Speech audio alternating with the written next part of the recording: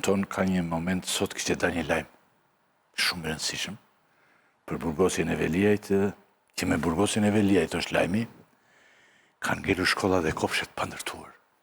E gjithë se po të dëgjosh në gjithë Tiranën ka goditje, unë kur dola tani, ishe një që bejë ngjitur aty një madhe fare, dhe ka gjithë ditën nuk e përgatitin ato skaletin. I ka në vend tjetër shumë të mbyllur për ta përgatitur sepse kishte goditje të tmerrshme, goditje që shkonin poshtë. Dhe tani ka ngelur kopshtet e shkollat pandërtuar nga që ai ishte në burg tonë, se nuk ka kushirmos si dilet nga kjo gjem tani, si bet, se pas kanë ndodhur një gjë të tmerrshme. Këto lajmet që japin mediat e Veliajt janë aq qesharake sa tregojnë që ato s'kan respekt për veten, se s'është puna. S'kan respekt. Se s'është puna të kenë respekt për ne, se ato s'kan si të kenë respekt për ne. Po ndërtues. Po s'kan respekt për veten, se duhet të bëjnë lajme më të besueshme. Për shembull, e dinë ata që Edi Rama bashkë me Veliajin caktuan një zonjë që ishte në kryetare bashkie, si administratorët bashkisë, në kohën që ai nuk është. Dhe që firmos gjithçka në emër të Veliajit. Në emër të kryetarit, domethënë. Kështu që nuk është asgjë firme ajo. Nuk është asgjë firme. Nëse ka institucione në bashkia dhe nuk është si pronë e Veliajit, pronë personale e Veliajit, atëherë mund të bëhen tendra ta, nëse pastaj nuk i marrin dot tendrat ata i do kryetari, kjo është tjetër çështje. Kjo fatkeqësisht nuk ndodh dot. Megjithëse korrespondencën e ka të lirë ai. Siç e ka burgun të lirë që hyn edhe kush doj. Sepse drejtoria e burgjeve nuk pyet fare as për prokuror, as për SPAK, as për gjykohë. Dhe mund të komunikojë me të gjithë. Mos e kam patur që ka rënë morali. Ky është problemi më i vogël që kemi ne me këto media të vetë. Problemi më i madh i këtyre është që këta kanë sulmuar në mënyrë kafshërore prokuror, gjyqtar, çdo njeri që guxon të flasë për Andreon Veliajin. Është rast shumë I kanë hyrë në fis, në shtëpi dhe kjo është i krim. Ata nuk mund të jenë media duke bërë këtë gjë. Është turp. Duhet të distancohemi urgjentisht nga kjo lloj media. Nuk mund të ndodhë kjo. Kjo s'ka as etikën minimale të kafshëve me njëra tjetrën nuk e ka.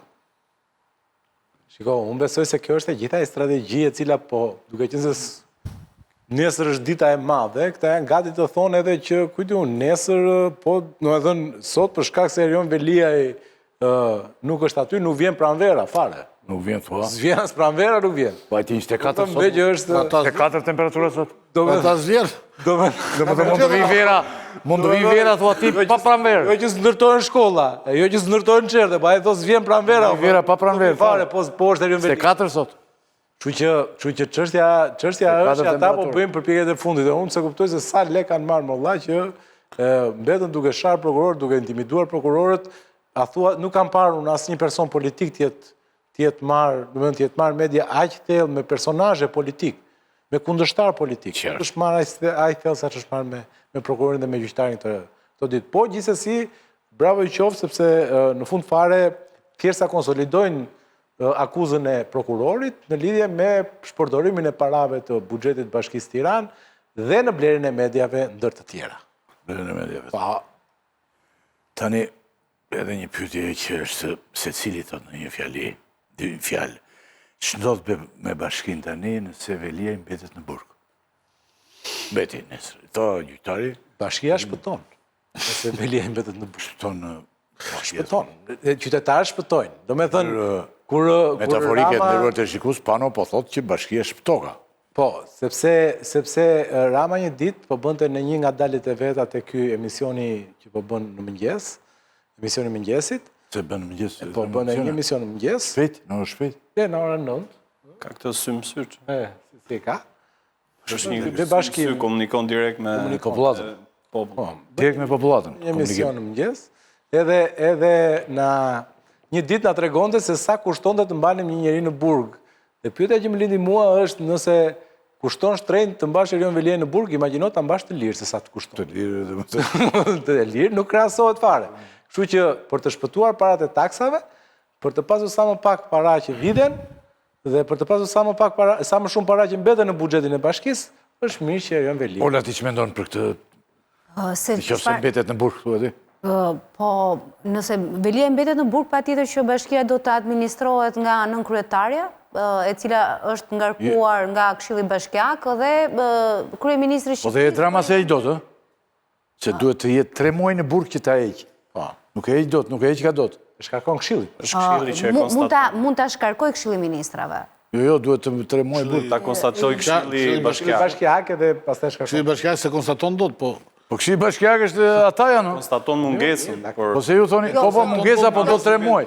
Do 3 muaj se e di saksisht të punë. Zoti Rakipi, kemi precedentin e zotit Berisha që... Edhe nëse akuzohet për një vepër penale të rëndë, Këshilli Ministrave mund të marrë indicjen për ta shkarkuar, por më pas kryetari i bashkisë ka të drejtën ankimimit në gjykatë kushtetuese. Por deri në shprehjen e gjykatës kushtetuese Ketë mungesë me arsye, Ola, kështu që jemi përballë një mungese me arsye, kështu që. mund të drejtohet dhe kështu. Mos pjesëmarrja. Kjo është në dorën e Ligji për vetë qeverisje vendore. e Partisë Socialiste dhe kryetarit të Partisë Socialiste se çfarë strategjie do të zgjedh për menaxhimin e Bashkisë së Tiranës. Me gjithë të që thoni me gjithë në qëfë se i mbetet në burg. Nuk mund do rigjet vetë kjo se mund do rigjet njëri. Qa? Do rigjet më thot unika. A i shkua nga mëgjesi në darkë, unë kam të punët e Bashkisë së Tiranës. Nga Tiranës. pushteti. Nga i pushteti se Qëfar thua ti po më thoni mua ju tani? A je në vete. A je në regull po thoni ju se... A po flasim për të gjithë Madje- qeveria apo jo? Madje kush e gjithë ka dorën më të strategjia. rëndore. Problemi është kush e ka dorën më të rëndë, se Rama tha do të qeverisë unë bashkinë. Po pra, kjo është. Tani po, mos e ka Rama dorën më të rëndë se Velia. Ka të drejtë kryeministri. Mos është më mirë të dalë Velia. Jo, ka të Ne drejtë kemi de jure dhe de facto... Po të akuzohet për 600 milion euro. Kryeministri... person- De facto dakord më po. person ju akuzohet Kështu të drejtë ligjore, ka të drejtë ta bëj ky. A gjë i bëri vetëm me Tu armë. edhe bën në rregullin, po duhesh e bën me që ta bëj. Madje gjithë strategjia mendoj unë që po ndjek zoti Erion Veliaj është që mua më kam bërë një padrejtësi dhe unë kam mbështetjen e opinionit publik të qytetarëve të Tiranës, jam një nga njerëzit më të votuar në krye të bashkisë dhe po ai përgatit terrenin sepse ka shpresa se mund të lirohet edhe mund të dalë Ka shpresë. nga burgu. Po. Për nesër tu edhe.